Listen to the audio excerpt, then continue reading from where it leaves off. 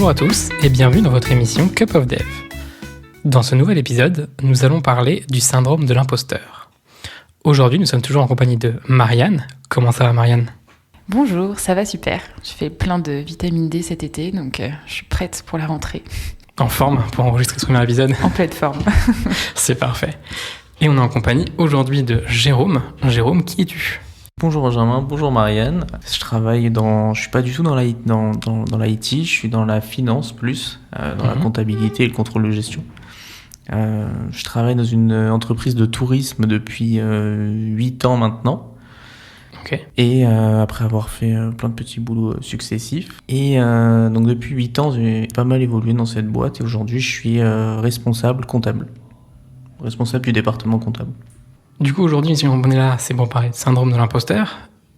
Si on est réunis autour de cette table, c'est qu'on a tous vécu cela à un moment dans notre carrière. Et on va commencer avec une question. Quand est-ce que vous vous êtes rendu compte pour la première fois que c'était ça que vous étiez en train de vivre ? Laisse-moi réfléchir. Quand je suis née. Ça, c'est un petit peu violent quand même. J1 naissance. La première fois.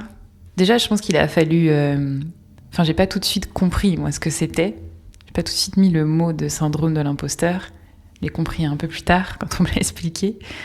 Mais j'imagine. Je pense que. En sortie d'études, t'as ton diplôme, t'es content, c'était ton objectif. Et puis maintenant, faut justifier ce diplôme, faut se vendre auprès d'une entreprise pour se faire engager. Et là, tu te dis, mais en fait. Qu'est-ce que je leur dis ? Qu'est-ce que je vaux ? Comment je suis censée me vendre ? Comment je suis censée négocier un salaire alors que pour moi, n'importe quoi, ce serait légitime ? Ouais, je pense que dès ce moment-là, en fait, certainement que je l'ai ressenti dès la sortie d'études.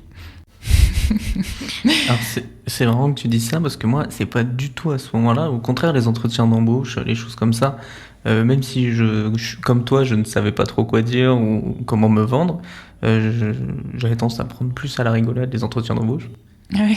Oui, voilà, en essayant justement, c'était plus un jeu dans lequel il fallait se vendre. Ouais. Mais je l'ai ressenti déjà en poste en fait. Quand il a fallu pas se vendre auprès d'un employeur pour avoir le job, mais se vendre auprès de tes collègues et ou si tu manages des gens ou tu es responsable d'une équipe, des personnes que tu manages. C'est plus à ce moment-là, de se vendre de cette façon, leur prouver que tu es capable d'être soit leur égal, soit leur responsable. Et c'est là que moi je me suis rendu compte personnellement. Au quotidien finalement, dans le travail, avec des pairs, tu te dis mince, peut-être tu les vois plus... ils sont plus capables de se rendre compte que peut-être tu n'as pas les capacités. C'est souvent avec les collègues au final qu'on a ce différentiel avec des gens qui sont capables de comparer un petit peu, comparable à ce que nous on fait, qu'on peut avoir ce genre de sensation. Et c'est surtout qu'ils te voient au quotidien, donc ils peuvent évaluer sur longtemps, sur une longue durée, ce que tu vaux vraiment. Donc il n'y a pas de triche possible, ou alors il faut tenir le rôle très longtemps, quoi. Mais après on ne s'en rend pas forcément compte tout seul du syndrome de l'imposteur. Moi personnellement je sais que j'ai été mal à l'aise dans mon poste pendant très longtemps, parce que je ne me sentais pas légitime à certains... soit manager, soit être l'égal de quelqu'un d'autre. Et c'est les personnes autour de moi en parlant, c'est elles qui ont mis les mots syndrome de l'imposteur sur ce que je vivais. Ouais. Du coup, je remarque une similitude entre ce que vous décrivez, c'est que déjà, je trouve qu'une première étape, c'est un peu ce que j'ai vécu également, c'est qu'au début, il y a une sensation un petit peu désagréable, on ne se sent pas forcément à l'aise, soit dans un poste, dans un entretien d'embauche, etc. Et au bout d'un moment, on finit par mettre les mots dessus, trouver ce que c'est, et souvent dans ce genre de problématique, un des premiers pas, c'est identifier, mettre des mots pour pouvoir déjà en parler, prendre conscience. Donc ça, déjà, c'est une première étape assez intéressante. Et du coup, oui, pour toi, c'était les collègues vraiment qui t'ont donné ces mots-là ? Non, c'est entourage extérieur à la boîte, à l'entreprise. D'accord. C'est des gens dans plus côté personnel qui ont posé les mots. Côté à l'entreprise, j'en parle pas trop. On n'en parle pas trop. C'est difficile de dire dans l'entreprise Après, tout dépend des collègues et des gens avec qui tu travailles, mais c'est difficile d'aller voir les gens et de leur dire pour moi, je suis pas légitime d'être là où je suis. Ah oui, alors que tu peux aussi le tourner. Moi, j'ai un sentiment de syndrome de l'imposteur. Et justement, si c'est auprès de tes collègues que tu le ressens le plus, c'est peut-être eux les mieux placés pour te rassurer là-dessus. Et ça, c'est pas tant que t'es pas légitime, c'est que toi, t'as peur de pas l'être, alors que ça, tu l'es très certainement. Et du coup, tes collègues pourraient te permettre de dire bah non, pas du tout, de quoi tu parles. Mais oui, si c'est vis-à-vis d'eux, c'est sûr que c'est plus difficile de leur avouer que t'es pas à l'aise, que ça te met mal à l'aise. Après, ça dépend un peu du cadre. Moi, je sais que c'est vrai que nous, avec Marianne, dans le cadre de notre entreprise, ce genre de discussion-là est assez facilement... On peut facilement le poser sur le tapis, quoi. Mais je pense qu'il y a quand même beaucoup de contextes où c'est assez délicat. C'est le genre de choses que tu vas pas forcément discuter avec tes collègues, même des fois avec des RH ou autres. Ça peut être compliqué d'aborder ce genre de sujet. Donc, ça peut être intéressant justement de voir quelles sont les pistes qu'on a réussi, nous, avec ça, à dégager pour essayer déjà, en fait, première question, est-ce que vous avez réussi à trouver des pistes, justement, en fait, on en parle, pour lutter un petit peu contre ça? Est-ce que vous avez réussi soit à passer au-delà, soit à vivre avec, et comment est-ce que vous faites pour vivre avec? Bonne question. Hein. Ouais. Au pluriel, ouais. Il y a beaucoup de questions. On va commencer déjà. Est-ce que vous avez réussi à un moment ou aujourd'hui à passer au-delà?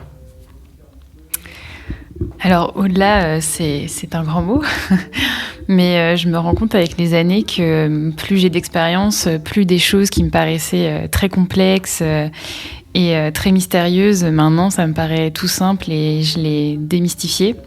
Et du coup, je pense que ça m'aide beaucoup à me dire que les nouvelles choses que je trouve très complexes et très mystérieuses, finalement, peut-être que d'ici quelques années, ça me paraîtra très simple.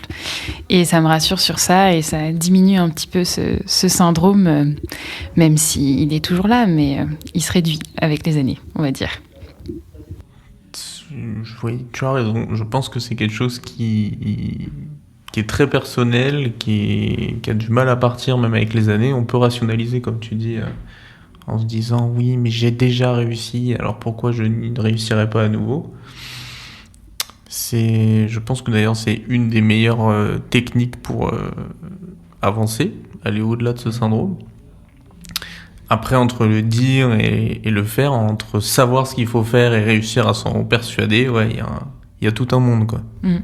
C'est vrai que moi j'ai vécu un peu comme Marianne, où on arrive des fois dans une mission, dans une entreprise, on peut se dire mince, est-ce que j'ai vraiment les capacités? On peut être amené à côtoyer des gens qui sont très expérimentés et se poser des questions. Et souvent c'est être capable de s'auto-juger. Et moi, ce qui m'a aidé en tout cas, être capable de s'auto-juger et de vraiment prendre conscience de là où on en est, ce qu'on sait et ce qu'on ne sait pas, et accepter ce qu'on ne sait pas, c'est pas forcément grave, ce qui en fait est très facile à dire, mais accepter qu'il y a des choses qu'on ne maîtrise pas et que c'est ok, c'est quelque chose qui n'est pas évident et qui a quand même déjà une piste de travail qui permet aussi de se libérer d'une partie de cette problématique. En tout cas, je sais que dans notre domaine, c'est vrai qu'en tant que dev, on a beaucoup de sources d'apprentissage, etc. Donc ça aide. Pour toi, Jérôme, je sais pas, dans ton cas, est-ce que ces clés-là peuvent fonctionner? Alors, ces clés-là peuvent fonctionner, oui, complètement. Après, moi, ce que je ressens, on va dire, c'est pas forcément moi vis-à-vis de moi. C'est-à-dire que, comme tu disais, comme vous disiez même, rationaliser les compétences qu'on a et qu'on n'a pas, etc. Ça va de mon côté. C'est-à-dire que je sais très bien qu'il y a vraiment beaucoup de choses que je ne sais pas. Donc, c'est bien. Voilà, moi, il y a pas de. Voilà, il y a des choses que je sais et plein que je ne sais pas, que j'espère je saurai un jour. Mais c'est plutôt les autres vis-à-vis de moi. Dans le sens où que les autres se disent mais qu'est-ce que je fais là, voilà, où j'aurais pu être à sa place, où ce mec-là n'a pas les compétences. En fait, pour parler plus concrètement, du coup, moi, je suis devenu là dans mon boulot responsable d'une équipe. Ouais. Ok. J'ai pris la place d'une personne qui était là avant moi. Ouais. Ok. Et qui n'avait pas du tout demandé à partir. D'accord. Ok. C'était une personne qui était appréciée de tous et très compétente sur son poste. Elle est partie pour diverses raisons. On m'a donné sa place que j'ai refusée à la base. J'ai dit c'est pas une bonne idée, faut pas m'envoyer là-bas. Oui, donc tu arrives déjà dans un contexte assez complexe, quoi. C'est tendu. C'est ça. Et du coup, j'ai fini par prendre le poste. Et donc, on arrive dans un contexte où tout le monde aimait bien la personne d'avant, tout le monde reconnaissait professionnellement la personne d'avant, et moi, j'arrive sur un tout nouveau périmètre que je connais pas du tout, avec des gens que je connais pas du tout. Mm-hmm. Et donc voilà, c'est le regard des autres vis-à-vis de moi qui fait que j'ai ressenti ce syndrome de l'imposteur. J'ai pas ma place ici, quoi. Oui, je pense que c'est peut-être la pire situation qui s'accorde le plus avec le syndrome de l'imposteur, parce que prendre la place de quelqu'un dans un domaine qu'on connaît pas, avec des gens qu'on connaît pas, c'est vrai que le contexte n'est pas simple. D'où le regard des autres. Est-ce que c'est pas aussi ça, principalement, le syndrome de l'imposteur, il se fait juste par rapport au regard des autres, parce qu'en soi, c'est lui qui fait qu'on est un imposteur ou pas. Après, ça ne veut rien dire. C'est pas grave. Si, il y avait un sens. C'est vrai que... Si, moi, je trouve qu'elle veut dire quelque chose. Hein. Ouais, c'est effectivement, on se sent imposteur dans le regard des autres. Pour moi, c'est ça qui résume complètement le truc. Et donc je pense qu'on n'en sort jamais. Hein. Mais si. C'est pas un très bon message. C'est pas un très bon message à porter. Voilà, débrouillez-vous. Et du coup, puisqu'on se dit qu'on n'en sort jamais, est-ce que vous avez des clés pour essayer au quotidien de atténuer un petit peu ce syndrome-là, voire arriver à en sortir dans les meilleurs cas? Est-ce que vous avez eu des exemples où vous avez réussi à, pour une période, pour une mission particulière, un emploi particulier, arriver à en sortir, à faire diminuer un petit peu ce syndrome? Moi, je sais qu'on m'avait conseillé, mais du coup, je sais pas si ça pourrait s'appliquer dans ton cas, Jérôme, parce que moi, c'était plus quand même beaucoup aussi par rapport à moi, et moi qui me compare aux autres, plus que le regard des autres, parce que souvent, j'avais des gens qui essayaient de me rassurer, mais ça ne marchait pas. Et en fait, j'avais eu le conseil d'une collègue qui me disait, mais je pense que tu te rends pas compte de tout ce que tu accomplis dans ta journée. Il y a plein de choses que tu estimes acquises alors que ça ne l'est pas du tout. Et elle m'avait conseillé, à la fin de ma journée, de noter toutes les actions que j'avais faites. Même la plus simple, même les pauvres guides push que j'avais fait de mes 3 lignes de code. Elle me disait, si, tu notes tout et tu verras qu'au cumulé, t'as produit énormément de choses et que voilà, tu sers pas à rien, tu fais des choses. Et c'est vrai que tu te dis, ça m'est vraiment arrivé. Franchement, elle m'a dit ça, je me suis dit, ouais, bon, ok, je vais noter 3 trucs. Qu'est-ce que ça vaut? Et en fait, à la fin de la journée, j'ai noté et je me suis vraiment dit, ah ouais, pas mal quand même. Alors j'avais l'impression que c'était une journée lambda. J'ai fait plein de choses. Bon, après, est-ce que ça veut dire que j'ai les compétences dans le rôle dans lequel je suis? Ça m'a quand même fait du bien. Et bon, je l'ai jamais refait, mais pourtant c'était un bon conseil. C'est vrai que c'est une méthode que j'ai déjà appliquée. Après, c'est pour d'autres problématiques. C'est plutôt une question d'organisation, de gestion du temps. On peut peut-être aborder dans un autre épisode. Mais ça m'est déjà arrivé d'appliquer un peu cette même stratégie où on va noter un petit peu tout ce qu'on veut faire.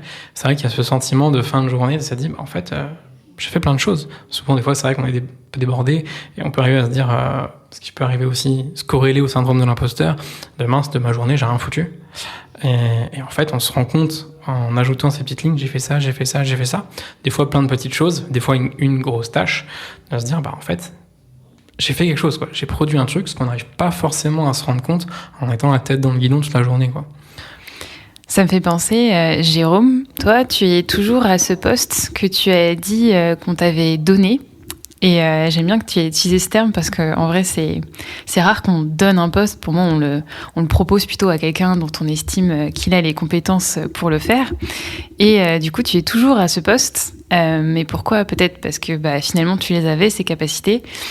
Et elles sont bien là.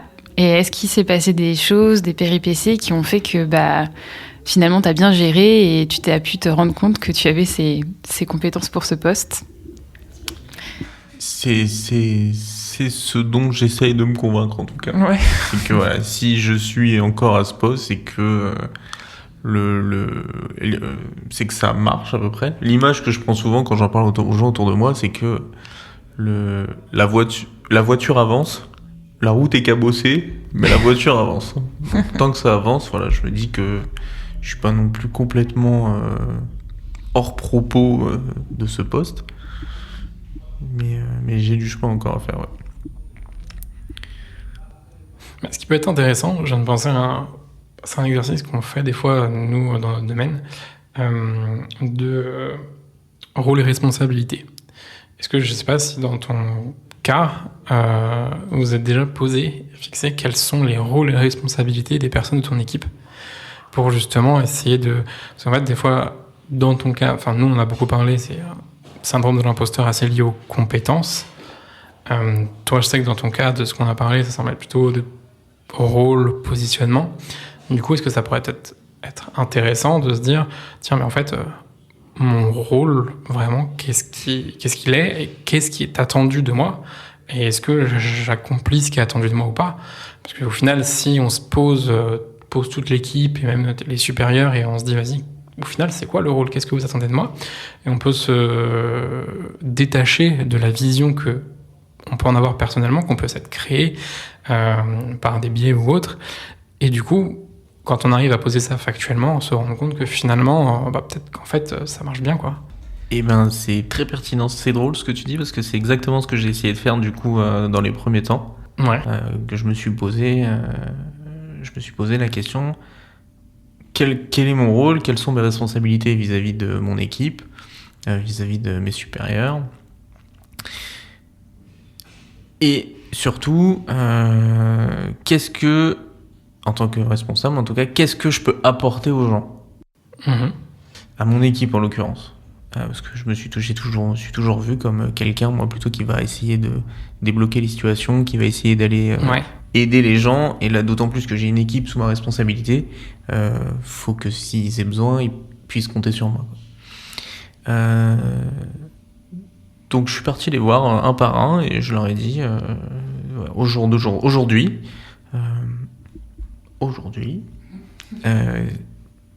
est-ce qu'il y a des choses dans ton quotidien qui sont longues, fastidieuses, que tu souhaiterais améliorer?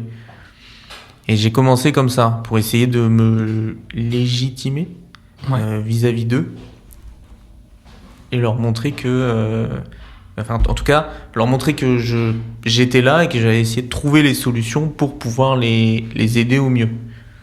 Et c'est par cet axe-là que j'ai commencé à essayer de légitimer ma place pour combattre un peu ce syndrome de l'imposteur. C'est intéressant parce que du coup, tu es plus proposition de ce que tu vas leur apporter et pas leur demander qu'est-ce qu'ils attendent du rôle que tu es censé occuper. Alors, je leur ai demandé ça aussi. Ouais. Ça t'a apporté quelque chose? Des réponses, Oui. Enfin, ça m'a pas... Après, ça dépend le niveau de franchise que les gens ont avec toi. Moi, ils m'avaient répondu des choses assez bateaux qu'on peut entendre n'importe où. J'attends que, si j'ai bien fait mon travail, j'aimerais bien avoir une augmentation. Des choses comme ça, quoi. Ouais, très basique, quoi. Donc, pas au quotidien, vraiment, qu'est-ce que t'attends de moi, quoi. T'attends de moi une écoute, t'attends de moi une aide, tu veux que je sois un facilitateur de quelque chose. Oui, t'attends des réponses plus opérationnelles, et du coup, eux, ils ont un peu tourné autour du personnel, RH, tout ça. Donc après ça dépend les gens, il y en a peut-être un ou deux ils m'ont dit vraiment moi j'attends que tu sois un soutien dans le quotidien, si jamais il y a des choses qui vont pas, ou de la franchise. Donc il y en a qui jouent le jeu, d'autres non. Ok, quand même. Mais après tout dépend les gens que t'as avec toi. Ceux qui m'ont répondu franchement oui, j'ai essayé de prendre en compte. Et les autres j'ai improvisé. C'est important. C'est bien, ça aussi, l'improvisation. c'est une qualité, capable de toujours trouver une petite solution pour sortir d'un mauvais pas. En discutant, j'ai l'impression que quand même le syndrome de l'imposteur. Donc c'est les autres aussi, le regard des autres, se comparer aux autres.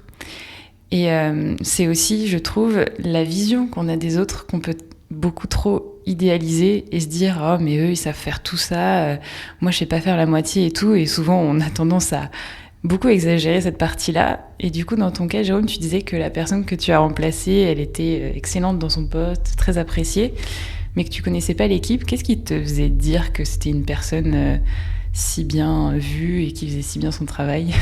Ça se trouve, c'est une idée qu'on t'a donnée ou que tu as eue, mais peut-être que c'était pas si pertinent que ça. Très bonne question, ouais. Tu as raison. Personne me l'a mis dans la tête. C'est moi-même, parce que la personne que j'ai remplacée, je la connaissais. À défaut de l'équipe, je connaissais la personne que j'allais remplacer. Ouais. Et on va dire que c'est mon avis, peut-être mon avis personnel, en tout cas, qui a pris le pas sur l'image que tu avais de cette personne. Exactement. Personne n'est venu dire « Oh là là, mais j'adorais. » Effectivement, c'est vrai que ça se trouve, elle était vraiment très mauvaise sur le poste, que tout le monde faisait semblant. Si je prends l'extrême, en tout cas, c'est tout à fait possible. Ça arrive. Et c'est vrai qu'on a tendance, en tout cas, j'ai tendance à idéaliser cette personne-là, en tout cas. C'est fort, idéaliser. Ouais, mais souvent, c'est un peu ça. Ça. Mais c'est exactement ça. Ouais, j'ai peut-être un peu trop exagéré. Ouais. Enfin, je suis resté, je suis passé, on va dire, plus dans le ressenti personnel que dans le factuel. Ouais. Et c'est peut-être l'erreur que j'ai faite. Bah, c'est vrai que ça, c'est un biais qu'on a un peu tous. Souvent, on a tendance à... on réagit forcément tous beaucoup par rapport à nos émotions, à nos ressentis. C'est toujours très dur de revenir sur du factuel, mais c'est un très très bon exercice pour relativiser et s'apporter des réponses.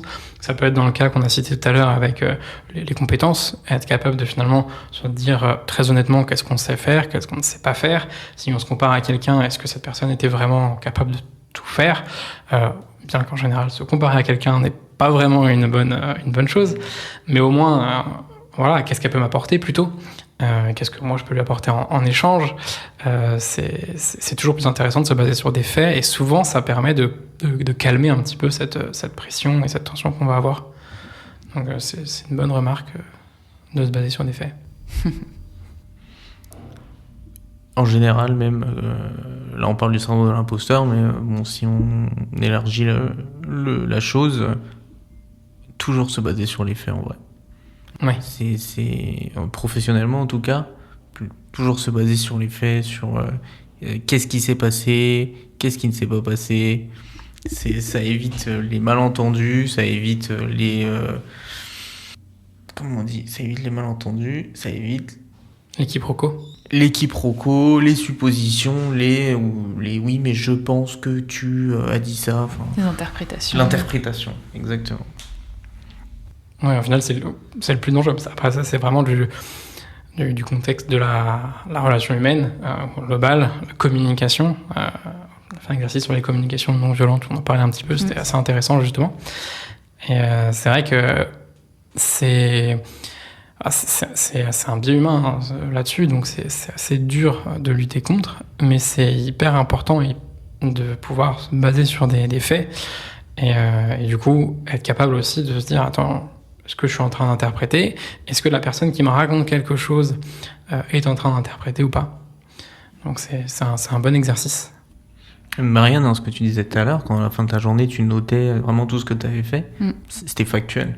J'ai fait ça. C'était très factuel. Je pensais, c'est peut-être au début de ta journée, tu te disais, il faut que je fasse ça, ça, ça. Ça restait du plausible, du probable, mais vraiment noter, je trouve que c'est une très bonne idée. Ouais, et puis tu te rends compte que tu dis ah bah oui je fais ça aussi, ah bah oui j'ai fait ça aussi, puis en fait tu commences à remplir ta page et tu dis bon en fait ça va, parce que je trouve que ça arrive assez souvent, surtout dans le dev. En tout cas j'ai surtout cet exemple de j'ai rien fait de ma journée, j'ai juste travaillé sur un bug, j'ai même pas trouvé d'où il venait et tout, alors que bah en fait souvent tu passes ta nuit dessus, le lendemain matin t'as trouvé la correction, et donc en fait non, cette journée n'était pas inutile parce que ça t'a permis d'achever une réflexion et tout ça, mais ouais c'est très désagréable cette sensation à la fin de ta journée. Alors là j'ai rien fait, tous mes collègues ils ont fait plein de tickets, ils ont mergé plein de trucs, et moi voilà je j'ai pas fait une seule ligne de code, tout ça. Et alors que non, ça arrive à tout le monde déjà, de pas pousser des choses pertinentes pendant sa journée. Et pourtant, nous, on va retenir que les nôtres et pas celles des autres. Mais ça me fait penser aussi à une autre façon de réduire un peu son syndrome de l'imposteur. Moi, je sais que ce qui m'a aidée aussi, c'est quand je me suis rendu compte que j'expliquais quelque chose à quelqu'un que j'estimais plus compétent que moi et qui m'a dit « Ah, trop bien, je savais pas », ou enfin vraiment que j'ai eu ce sentiment de lui apprendre quelque chose qui pour moi paraissait évident. Et je me suis dit « Ah, bon, finalement, je sais des trucs que lui, non, et ça fait du bien, quoi. » Tu te dis... Je crois que je m'en souviens encore. Mon lead dev, je lui ai expliqué un algo que j'ai fait et il était impressionné. Je suis oh, trop bien. Genre, j'étais trop contente et tu vois, je m'en souviens encore tellement je pense que ça m'a fait du bien dans ce syndrome de l'imposteur. C'est vrai que c'est une bonne remarque parce qu'effectivement, moi j'ai vécu ça beaucoup de fois. Excuse-moi, non. Ce que je veux dire par là, c'est que même en tant que tech lead, souvent, moi je sais que j'ai un biais, c'est que je considère je considère que si je sais un truc, c'est que c'est du... Ouais, c'est basique. C'est basique, tout le monde sait ça. Exactement. Ouais. Ce qui est en fait débile parce que même les choses les plus basiques, on les a peut-être pas forcément... Peut-être ça ne nous a pas intéressés ou quoi. Donc considérer ça, déjà, c'est pas forcément un bon état d'esprit. Et plusieurs fois, ça m'est arrivé d'expliquer ce que je faisais à quelqu'un et qui m'a dit « Ah, c'est marrant, j'ai pas vu ça. » Parce que son parcours ou ses problématiques ne m'ont jamais amené à se confronter à ce genre de problématiques à résoudre. Et on se rend compte qu'en fait, on a plein d'acquis à partager. Et transmettre, c'est une très bonne façon de se rendre compte, de changer un petit peu de point de vue sur soi-même et de se dire « Ah si, j'ai quand même beaucoup de connaissances qui sont pas si basiques et qui peuvent servir à beaucoup de gens. » Donc c'est effectivement une très bonne solution. C'est pas toujours évident d'être capable de se dire qu'est-ce que je peux transmettre, qu'est-ce que les gens vont trouver intéressant parmi ce que je sais. Donc ça peut être un exercice très difficile, mais qui est très, très gratifiant quand on y arrive. Il y a autre chose avec le syndrome de l'imposteur. J'ai l'impression que c'est pour ça que j'ai un peu cette peur qui nous quitte jamais vraiment. Parce que souvent, je me dis « Ah, ça y est, c'est bon, je suis plutôt bien là où je suis. » Alors souvent, c'est quand on est un peu installé dans notre mission, on a une petite routine, nos collègues, on les connaît bien. Donc il y a un sentiment de sécurité aussi qui s'installe. Et souvent, ça arrive que en fait, le syndrome d'imposteur, il revienne toquer à ta porte, là, tout d'un coup. Dans notre cas, c'est souvent quand il faut changer de mission, changer d'environnement, donc recommencer un peu tout le process de trouver quelqu'un, expliquer ce qu'on est capable de faire. Et moi, je sais que c'est à ce moment-là où je me dis, mais attends, mais en fait, qu'est-ce que je sais faire ? Là, ça se trouve, pendant 2 ans, je crois que je sais des trucs, mais en fait, j'aurais dû apprendre beaucoup plus que ça. Et ouais, une remise en question qui arrive tout d'un coup parce qu'il va falloir réexpliquer tout ce qu'on sait faire, justifier tout ce qu'on a fait depuis quelques années.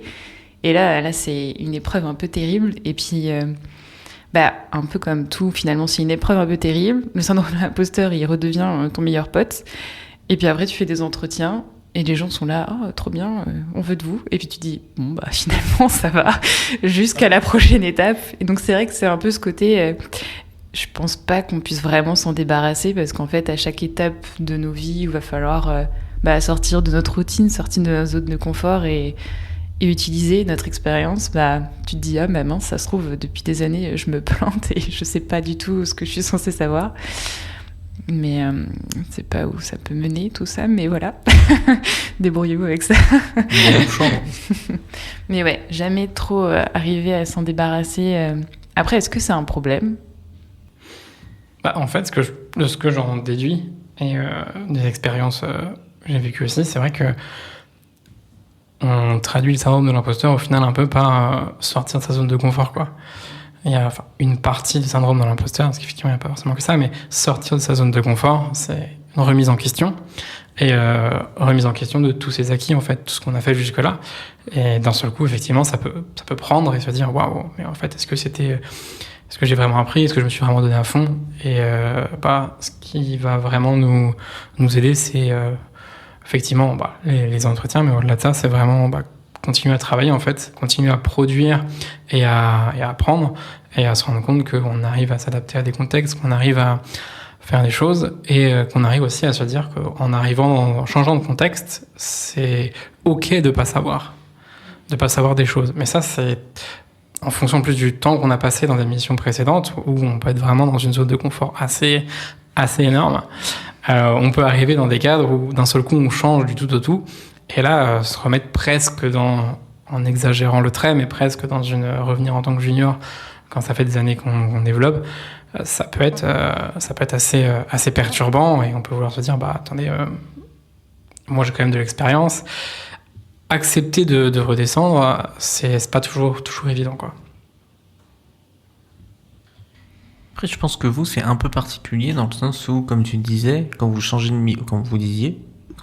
mission, vous pouvez passer de un projet A à un projet Z qui n'ont rien à voir entre les deux, et apprendre. Vous devez apprendre sur le tas, ou en tout cas rechercher je sais pas comment dire, mais enfin passer d'un projet à un autre qui n'ont rien à voir, et effectivement avoir cette remise à zéro entre guillemets, de se dire ok, bon, maintenant comment je fais.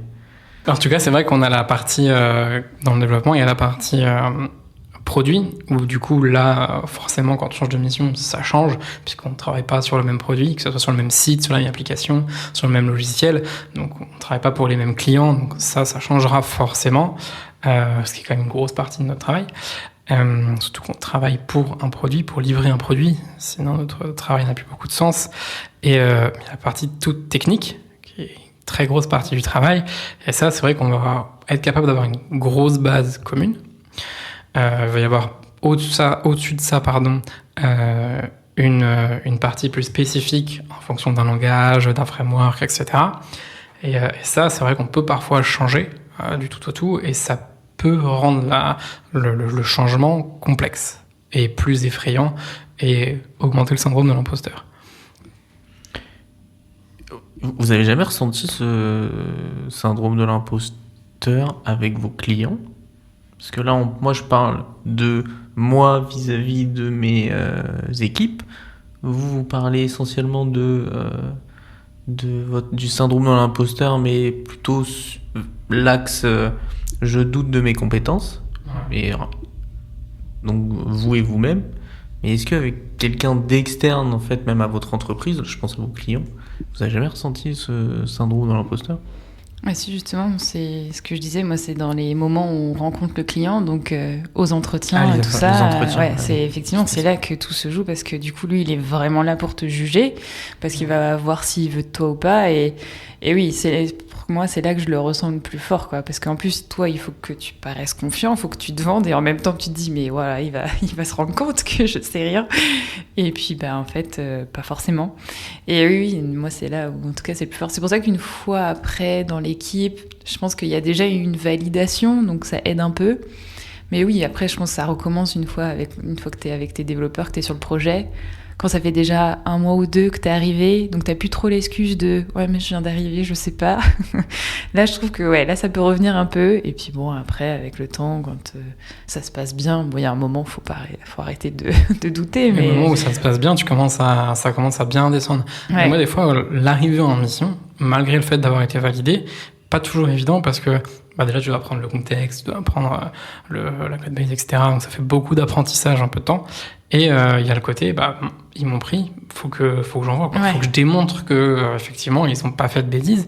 Et là, je trouve que c'est pas toujours évident, c'est parfois assez dur d'être là et de se dire, mince, qu'est-ce que je leur apporte, en fait? Pourquoi ils m'ont pris pour telle ou telle raison? Leur démontrer qu'ils ont fait le bon choix en m'accueillant dans leur équipe. Et ça peut être un processus très stressant, quoi.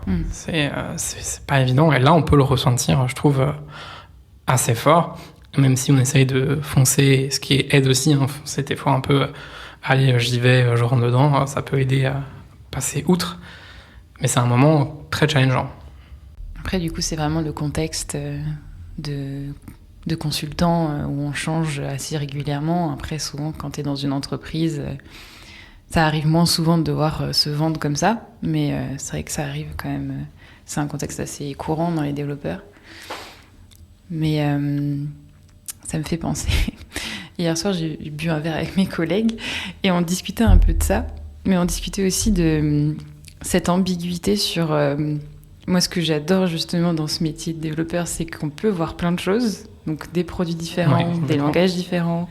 On peut apprendre tout le temps, parce qu'il y a tout le temps des nouvelles choses, tout le temps des choses qui bougent.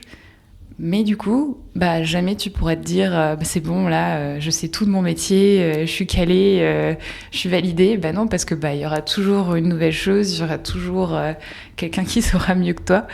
Et ouais, c'est cette petite ambiguïté sur ce. Oui, c'est à la fois une motivation, je dirais, c'est trop cool. C'est trop bien, toujours apprendre, je peux voir toujours plein de être choses. Motivé. Et en même temps. Très effrayant. C'est ça. Mais voilà. Et toi, Jérôme est-ce que tu as une ambiguïté dans ton poste? Est-ce que c'était un poste que tu voulais absolument, mais en même temps, ça t'effrayait Alors, est-ce que prendre ce poste m'effrayait? Alors, remise en contexte. Donc, ça fait 8 ans là que je suis dans ma boîte. Il s'est passé vraiment 1,2 milliard d'événements. Et à chaque fois, en fait, on m'a pris d'un endroit pour me mettre à un autre, sans trop me demander mon avis. C'est-à-dire que je suis arrivé, 6 mois après, le service dans lequel j'étais a complètement fermé, on m'a mis ailleurs. 2 ans après, j'avais un responsable qui a disparu de la circulation du jour au lendemain, donc on m'a dit tu prends son poste par intérim, vas-y. Après, pareil, on m'a caputé dans un autre poste, et après, plan social, ils ont licencié 50 personnes, et à ce moment-là, ils m'ont dit voilà, il n'y a plus personne pour faire ça, tu vas le faire. Donc, est-ce que je le voulais? Non, pas spécialement. Est-ce que ça m'effrayait? Oui, comme à chaque fois, à chaque changement, moi, m'effraie. Et je suis pas de ceux qui voient le côté challengeant de la chose. Je suis pas de ceux qui me disent super, un nouveau challenge, je vais me donner à fond. Non, parce que encore une fois, moi je ressens ce truc de pas vis-à-vis du travail, vis-à-vis des compétences, même si je sais que voilà, je sais pas le faire, mais on va apprendre. Pour moi, tout ce qui est technique, ça s'apprendra. Mais c'était vraiment être capable de je tourne en boucle, c'est vraiment ce regard de l'autre, me dire voilà, lui, si je pars d'une idée bête, mais pour mon cas en entreprise, que le responsable doit savoir faire ce que font ses équipes. Sinon t'as pas ta place. Parce que si tes équipes ont besoin, il faut que tu puisses les aider. Et pour pouvoir les aider, il faut que tu saches. Et c'est ce point-là qui fait que le syndrome de l'imposteur, pour moi, il prend vraiment toute l'ampleur. Du coup, ça me donne une question. C'est dans ton équipe, est-ce qu'ils font tous le même job? Non. Ils font tous le même job. Si je suis en finance, donc on fait tous un peu... on a tous la même finalité du truc, mais c'est des sujets différents. Ouais. Voilà, ils font la même chose, mais ils ont des spécificités sur chacun des sujets. Parce que le fond de ma question, c'est, du coup, est-ce que c'est possible de savoir faire tout ce que font individuellement chaque personne? En tout cas, c'est l'objectif que je me suis donné. Donc là, ça fait 2 ans maintenant que je suis dessus, que je suis à ce poste-là, et j'essaie de m'y approcher le plus possible. Mais parce que je sais que ça, c'est quelque chose qu'on a évoqué plusieurs fois pour faire un espèce de parallèle avec notamment les tech leads dans le monde du dev, où on a dit plusieurs fois on partage un peu cet avis avec Marianne, que nous, on n'est pas forcément l'avis que le lead est censé être omniscient, le plus performant techniquement, sache tout faire, mais est capable d'apporter de guider l'équipe pour trouver des réponses, d'accompagner l'équipe dans des problématiques, et s'il n'est pas forcément capable de se dire là tu fais comme ça pour résoudre ton truc, c'est pas forcément un problème. Être capable de se reposer sur des personnes de ton équipe qui ont des compétences que tu as pas, c'est pas forcément un problème, parce que tu peux apporter d'autres choses. Je suis d'accord avec toi. Je suis d'accord avec toi, et même les gens autour de moi qui j'ai pu en parler m'ont dit la même chose. Ouais. Le lead n'est pas là pour être omniscient, comme tu dis, de tout savoir. C'est pas son boulot. Après, voilà, encore une fois, entre le savoir, entre le savoir Oui, et le contexte, l'intégrer, après, je sais que je peux pas tout savoir, mais Je vais quand même essayer. je vais quand même essayer. Parce que justement, ton syndrome de l'imposteur, il pourrait aussi se réduire parce que à chaque fois, il s'est passé des coupes budgétaires, des gens qui se sont fait renvoyer, et puis toi, t'es toujours là, on t'a toujours gardé. Et par contre, ce qui ne l'aide pas, c'est du coup, on t'a complètement imposé des postes. Mais bon, je pense que ça a été réfléchi. Je me dis que bon, ils ont certainement dû regarder ailleurs et ils se sont dit que t'étais quand même la personne la mieux placée. Et j'imagine que ça pourrait au contraire justement réduire ce syndrome de l'imposteur, que toi t'es toujours là malgré toutes les coupes et c'est toi qu'ils ont choisi. Mais peut-être que tu as quelque chose à dire sur non, en fait ils m'ont choisi parce que si. C'en est très fort pour ça aussi. Je pense que si on part dans les si, on pourra. J'aurais tout un tas d'arguments à te donner, Oui. mais infondés. Voilà, toujours pareil en fait. T'as pas donné de Toujours pareil, voilà, c'est pas rien de factuel. Je pourrais te dire oui, mais ils m'ont gardé parce que ceci, parce que oui, cela. voilà. Mais tu pourrais pas me donner une cause factuelle de non, je ne mérite pas d'être. Oui, personne te l'a dit explicitement, oui, c'est pour ça qu'on t'a gardé. Ou qu'on t'a mis à tel poste ou qu'on t'a gardé. Non.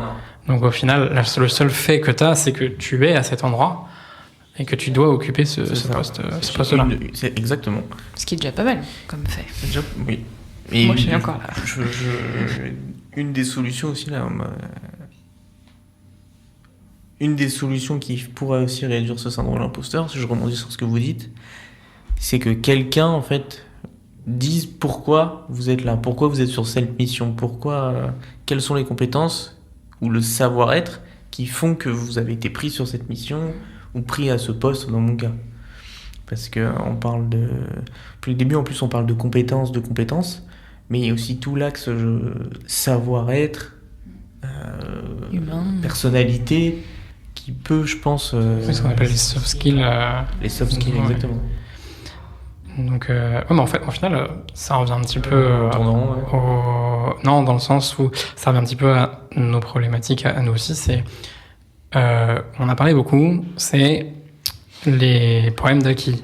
C'est-à-dire qu'on dit, j'ai l'impression de savoir des choses que tout le monde sait, de pas connaître assez par rapport à un sujet, etc. Ça nous fait peur. Et là, ce sur quoi tu arrives, ce qui me donne l'impression en tout cas, ce sur quoi tu arrives, c'est au final un petit peu la même idée, c'est que on va avoir besoin d'une validation par des pairs. Ce qui rassure beaucoup, c'est quelqu'un qu'on estime compétent, qui va être capable de venir nous dire « J'ai vu que tu as fait ton travail comme ça, et c'est top, c'est ça qu'on attend de toi. » Et ça, c'est vrai que c'est quelque chose qui soulage beaucoup ce syndrome-là. Et en même temps, c'est quelque part un peu dommage d'avoir besoin et d'être pas capable d'être soi-même cette personne-là. Oui, ça aide, mais je pense que quand il est très fort, ça suffira jamais. Je pense qu'il faut que ça vienne de nous, parce que oui. c'est tellement intérieur. En tout cas, dans ma vision du syndrome de l'imposteur, peut-être la tienne un peu moins. Mais je sais qu'il y a quelque chose qui est très bien qu'on fait dans notre entreprise et qu'on essaye de partager beaucoup, c'est des demandes de feedback, donc d'avis sur notre travail. Alors on a toujours peur que les gens osent pas nous dire, mais c'est vrai qu'il y a toujours la partie feedback, les plus, les moins. Bon, c'est pas présenté comme ça, mais moi je sais que je dis toujours hésite pas à me dire sur quoi je pourrais m'améliorer. Enfin, je dis aux gens vraiment, ne crois pas que ça va être là pour me vexer, c'est ça qui va m'aider à m'améliorer. Et souvent ça rassure un peu les gens. Et ça, je trouve que c'est pas mal pour te dire, bon, ok, voilà, c'est cette vision qu'ils ont de moi. Mais je sais que j'ai déjà eu des gens que je respectais qui m'ont dit, oh, tu fais un super travail. Et malgré tout, j'ai juste retenu la ligne du dessous qui disait, bon, faut que tu t'améliores dans ça.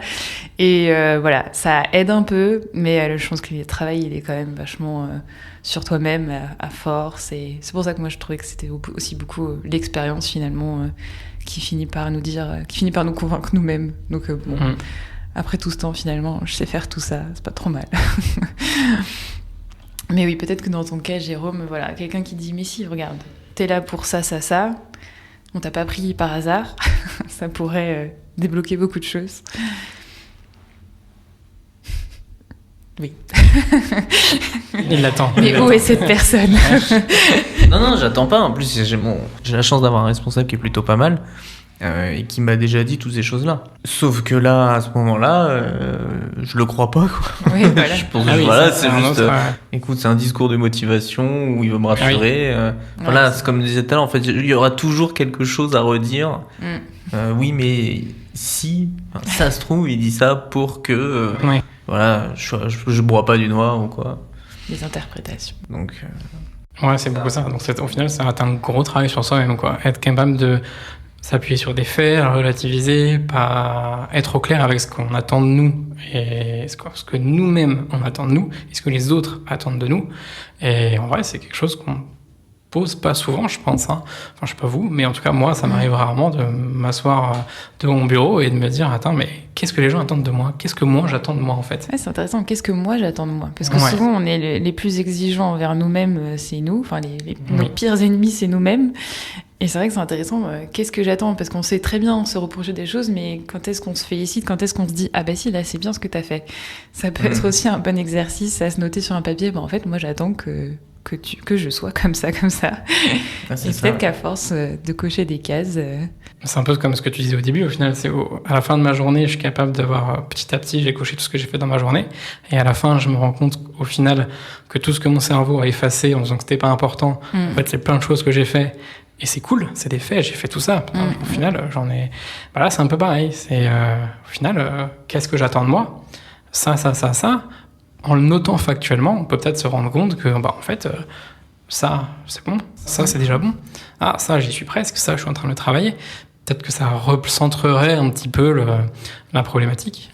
C'est pas forcément un travail très évident. Non, en fait, il faut réussir à prendre un thème sur lequel on se croit pas bon, un thème sur lequel on se croit mauvais, et justement, par ce biais-là, par exemple, de noter, se rendre compte que finalement on n'est pas si mauvais que ça, quoi. Après, des fois, c'est juste l'angle qu'on prend, hein. Oui. C'est par exemple, on croit que sur tel sujet je sais pas le faire, alors que des fois on change de position et on se rend compte que en fait si. Le nombre de fois où je pensais être pas capable de faire un truc parce qu'il y a un sujet que je maîtrisais pas ou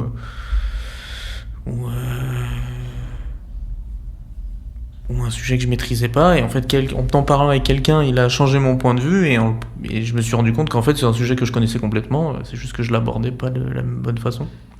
Oui. Ouais, l'angle, le point de vue, ça change. Ouais, c'est ça. Ça change beaucoup de choses. C'est ça, parce que comme tu disais, Marianne, on a tendance à trop dramatiser les choses. Ouais, c'est ça. Alors qu'en fait. À trop idéaliser c'est ça. ce qu'on voit et à pas assez idéaliser ce qu'on fait, peut-être. Exactement. Idéalisons plus ce qu'on fait. Et du coup, pour conclure ce podcast, avec quoi est-ce que vous repartez de ce moment de discussion? Marianne, quel est ton takeaway? Mon takeaway, je pense que déjà, ça me permet de me rendre compte qu'il y a différents types de syndrome de l'imposteur, qu'on ressent tous un peu différemment, et que c'est quelque chose de très, très intérieur, très, très personnel, et que nous sommes les seuls à pouvoir se débarrasser de ce cher syndrome de l'imposteur, mais qu'il y a plein de choses qui sont possibles. Donc, pour les personnes qui nous écoutent, voilà, écrivez ce que vous avez fait de votre journée, expliquez des choses, n'hésitez pas à partager votre savoir. Je suis sûre que vous allez apprendre quelque chose à quelqu'un et ça vous fera du bien aussi à vous.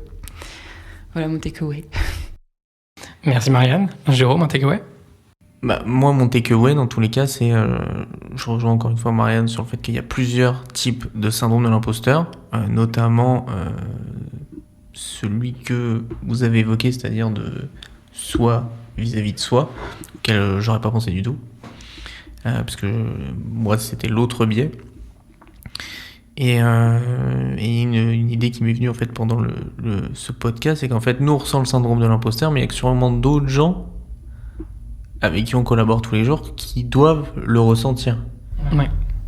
Et ça nous permet de dire qu'il y a d'autres gens, que tout le monde en fait peut ressentir ce syndrome de l'imposteur. Donc quand une des définitions qu'on a données, c'est que on se sent pas légitime, on se sent moins bon que telle personne, mais ça se trouve cette personne, elle a ce même syndrome et elle se croit moins compétente qu'une autre personne encore, et ainsi de suite, ça enchaîne. Donc en fait, pour moi, la conclusion, c'est vraiment faut arrêter de se baser sur le regard des autres, le jugement des autres, et se remettre un peu au centre du village et prendre le temps de se dire, ok, mais moi je sais faire tout ça, ce que je sais pas faire, je l'apprendrai, et c'est pas si grave, j'ai la vie devant moi pour y arriver. C'est un très beau takeaway. Ouais, exactement. Très bien. Et du coup, moi je pense que je repars avec ce côté être capable de peut-être plus se recentrer sur soi-même. Hein. Je pense qu'on dit à peu près toute la même chose, mais être capable de se poser et dire finalement, mais déjà, avant de voir à travers les yeux des autres, et même ce qui est très mauvais, mais d'imaginer à travers les yeux des autres, déjà moi, qu'est-ce que j'attends de moi? Essayer d'être factuel sur ça, peut-être que ça commencera déjà à donner des pistes d'amélioration. Merci à tous les deux pour cet épisode et merci à vous qui nous écoutez pour votre temps. Si cet épisode vous a plu, n'hésitez pas à le partager, à laisser une note et un commentaire en bas de l'épisode. À très vite pour la suite de Cup of Dev.